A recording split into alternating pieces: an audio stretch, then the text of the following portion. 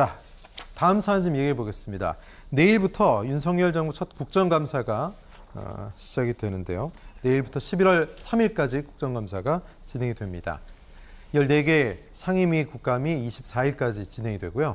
25일부터 11월 3일까지는 국회 운영위, 정보위, 여성가족위 국감이 진행이 됩니다. 피감 기관은 총 783곳이고요. 자, 이번 국감이 상당히 좀 애매하고도 중요하고도 어떨지 모르겠다 이런 평을 듣는 것이 정권이 교체되고 5개월밖에 안 됐기 때문에 어떤 문제에 대해서 책임론이 불거진다 했을 때 과연 이것이 전 정부 책임이냐, 현 정부의 책임이냐 충돌할 것으로 보이고요. 또 윤석열 정부 견제론, 또 민주당의 전략 궁금해집니다. 문재인 정부 책임론도 나올 것이고요. 김상원 평론가님, 이번 국감의 의미 어떻게 바라보십니까? 윤석열 정부 첫 국감이니까요. 아무래도 윤석열 정부가 취임 이후에 윤석열 대통령 이후에 어떤 국정이나 국정 운영이 어땠는지 이런 부분에 대해서 국정감사가 집중될 수밖에 없다 이렇게 생각하고요. 야당 입장에서 우리 보통 국감 얘기할 때 국정감사는 야당의 시간이다 이렇게 얘기를 하잖아요. 국감이라고 하는 본래적 의미가 행정부를 감시하고 견제하는 기능을 갖고 있는 거란 말이에요. 일종의 행정감사나 마찬가지인데요. 그러니까 그런 부분에 대해서 야당 입장에서 제대로 국정을 운영하는지 이걸 견제하고 또 추궁하는 모습을 보이는 것은 지극히 당연하다 이렇게 생각되는데요. 그러니까 다만 이제 앞서도 제가 민생을 외면하고 도외시하고 있다 이런 식의 지적을 했지만 그러니까 민주당 입장에서는 최대한 윤석열 정부의 실정을 부각시키고 또 그걸 문제점을 드러내는 작업들을 할 텐데 또 뻔하잖아요. 이전에 교수단체 대표연설에서 나왔던 것처럼 다 문재인 책임이다, 문재인 정부 책임이다 이렇게 돌릴 가능성이 매우 높단 말이에요. 근데 그러고 난 다음에 과연 피감기관이나 이런 것이 제대로 된 피감기관의 역할들을 임무를 수행하고 있는지 이런 부분들은 그냥 다 묻혀버리고 그냥 정쟁의 장으로 가면 국민들 보시기에 불편할 가능성이 있다. 그러니까 그렇기 때문에 민주당이 날카롭게 피감기관의 문제나 이런 것들은 짚더라도 좀 마구잡이로 하지 말고 좀 전략적으로 움직이는 야당의 모습을 보여줬으면 좋겠다 이렇게 생각하고요. 여당 입장에서는 문재인 정부 탓 좀 그만했으면 좋겠어요. 그러니까 이게 지금 이번 국감이 아까도 말씀드렸지만 이번 주에 법원 가처분 신청 결과가 나오죠. 과연 정진석 비대위가 앞으로 순항할 수 있을지 아니면 여기서 또 좌초할지 지도부 체계에 어떤 국민의힘도 변화가 있을 수 있는 그런 상황이기 때문에 뭔가 약간 불안정한 상황이긴 합니다. 게다가 임기가 정확히 반반씩 갈린 지난 1년간의 국정감사에 대한 감사이기 때문에 상당히 좀 여야 입장이 좀 첨예하게 맞붙을 수밖에 없을 것 같은데 장 소장님 어떻게 보십니까? 이번 국감은요 민주당에게 불리해요. 문재인 정권에게 상당히 불리합니다. 어떤 의미에서요? 2022년에 열리는 국감은요 2021년 12월 말까지 행정부가 일을 잘했느냐 못했느냐를 감사하는 거거든요. 근데 윤석열 정권은 5월 10일 날 이후에 출범을 했단 말이에요. 그리고 올해 예산 같은 경우도 문재인 정권 하에서 다 자신들의 예산을 설계를 하고 집행을 하고 있었어요. 지금 형식적으로 그냥 윤석열 정권에서 집행하는 거지. 그래서 지금 나오는 여러 가지 난맥상 같은 경우에는 문재인 정권의 잘못이에요 라고 공격을 할 거예요. 그러니까 지난 2021년도까지 국감 때는 제가 후배들한테 얘기를 들어보니까 자료를 안 줬대요. 압도적으로 민주당이 의석을 갖고 있기 때문에 그리고 정권도 문재인 정권이었기 때문에 행정부에서 무슨 자료를 달라고 해도 제대로 된 자료를 주지 않더랍니다. 근데 이제는 자료 협조할 가능성이 대단히 높아요. 그래서 문재인 정권 5년 동안에 어떠한 일이 벌어졌는지 아마 지난 5년 동안의 자료 요구를 통해 가지고 문재인 정권 잘못됐어, 민주당 잘못됐어요 라고 공격이 집중될 수밖에 없어요. 그러니까 반면에 국민의힘이나 대통령실이 공격당할 거는 그냥 지금까지 나왔던 것들이에요. 대통령실 이전은 어떻게 되냐, 김건희 여사 문제는 어떠냐 이런 거지 어떠한 예산을 썼거나 통계 자료를 통해서 국민의힘이나 윤석열 정권을 공격하기에는 좀 시간이 너무 짧아요. 5개월 정도밖에 안 됐기 때문에. 그래서 이번 국감 같은 경우에는 제가 봤을 땐 정치적인 공세야 민주당에서 많이 하겠지만 실질적으로는 각종 통계를 통해서 민주당 정권, 문재인 정권이 잘못됐어요 라는 자료가 상당히 많이 나올 가능성이 높아요. 그래서 민주당으로서는 결코 유리한 국감이 아니다라고 말씀드립니다. 예. 말씀하신 거에 그냥 간단하게 몇 가지만 얘기할게요. 결산감사는 이미 끝났잖아요. 네. 예, 그다음에 국정감사니까 포괄적으로 결산감사는 예산안에 대한 결산감사죠. 그러니까요. 그러니까 예산 문제가 집중되지는 않을 거라는 생각 들고요. 그다음에 뭐 윤석열 정부 들어서고 난 다음에 이번 국감에 야당한테 자료 주지 말라고 뭐 지시했다는 거 아니에요, 벌써? 그러니까 아마 자료 안 주려고 굉장히 많은 기관들이 버틸 가능성이 있다 이렇게 생각하고요. 네. 그리고 뭐 이른바 김건희 뭐 특별법이든 아니면 관저 뭐 인테리어 공사뿐만 아니라 여러 가지 문제 나오잖아요. 예. 지금 윤석열 정부 출범한 지 5개월 남짓, 6개월 정도밖에 안 됐다고 말씀하셨는데 이렇게밖에 안 됐는데 뭐 이렇게 논란이 많아요. 야당 입장에서 당연히 논란을 짚어볼 수밖에 없지 않겠습니까? 논란을 많이 만드는 쪽이 이상한 거 아니에요? 그러니까 예를 들면 대통령실에서 관저 얼마 썼어, 예산 얼마나 썼어, 그리고 어느 업체랑 계약을 했어, 어떻게 했어, 이런 것들을 자료 요구하면 다 줘야 되거든요.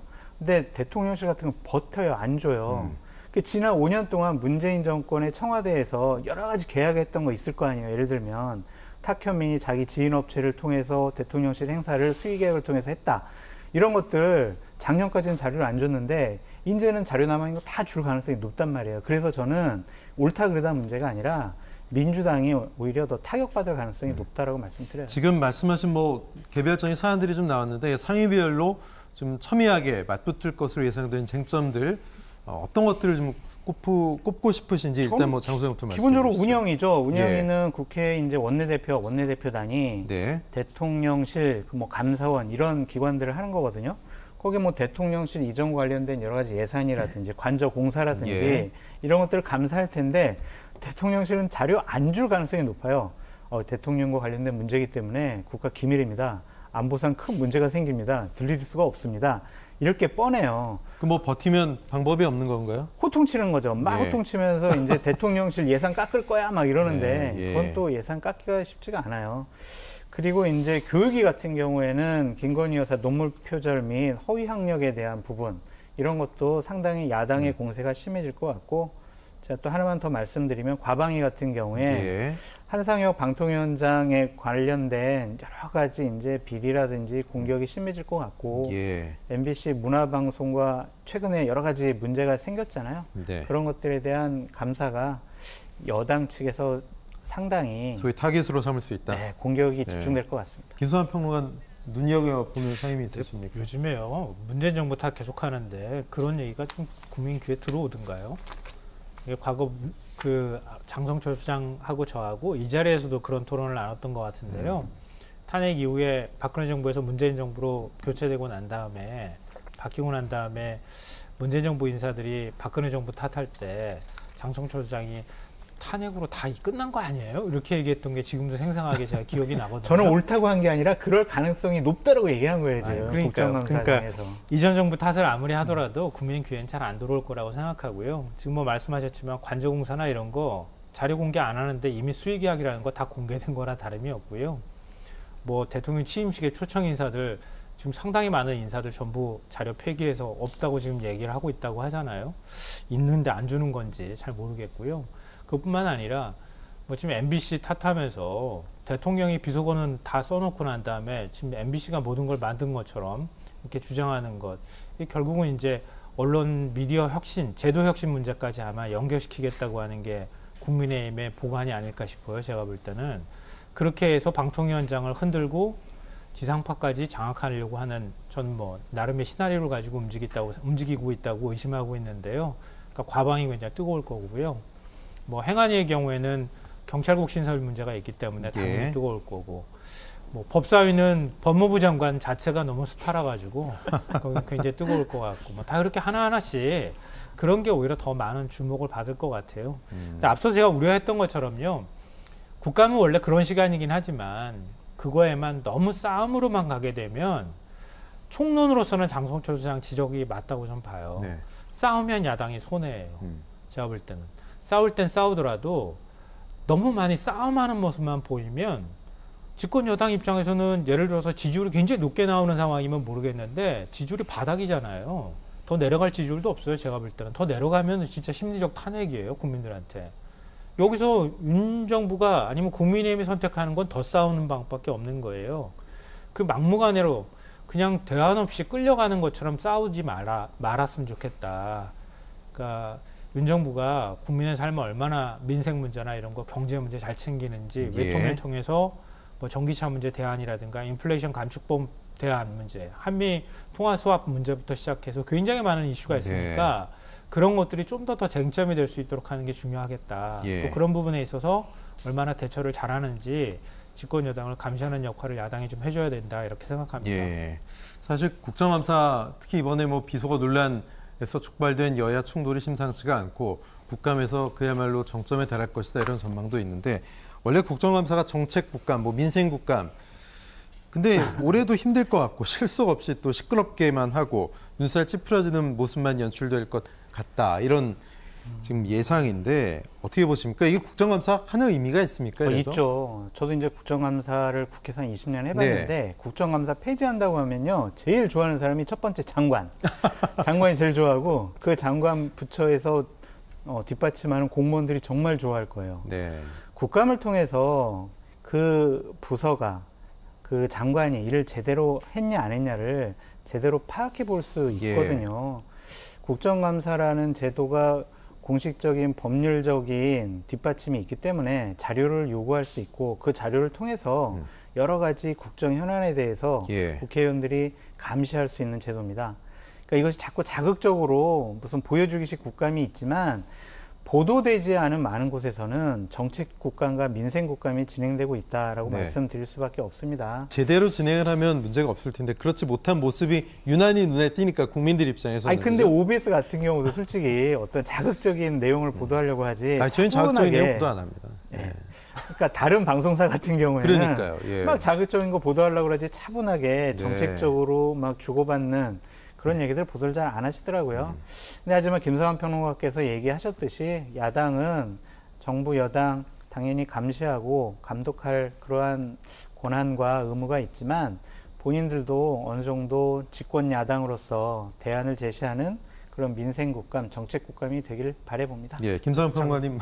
장 소장께서는 20년 동안 국회에 계시면서 국정감사를 하는 입장에 있었잖아요. 저 횟수로 6년 동안 피감기관에서 피감을 받는 입장에서 자료 요구 때문에 괴로웠죠. 자료 요구 많이 받았었고요. 황당한 자료 요구도 많이 받았었고, 이런 거는 진짜 질의할 만하네 이런 뭐 느낌을 받았던 그런 질의 내용도 있었고 그랬는데요. 그러니까 국감이 국회의원들이 일을 안 하는 건 아니에요. 자꾸 큰 소리 치는 사람들 목소리만 자꾸 나와가지고 국민들이 너무 정치가 불신을 갖지 않을까 좀 걱정이 되는데요. 국감 자체는 굉장히 중요하고 국회의원들이 보이지 않는 자리에서 여러 가지 일을 하는 것은 맞습니다. 그건 뭐 제가 인정해야 될 것 같은데요.